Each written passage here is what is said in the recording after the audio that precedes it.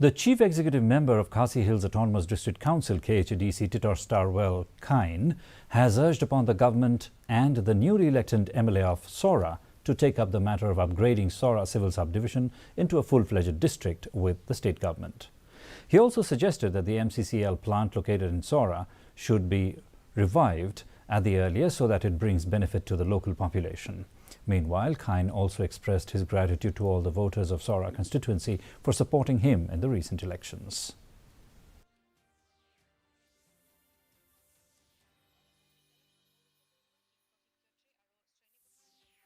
Ngikwa hi ban yu ba ke MCCL ke di ban trekam no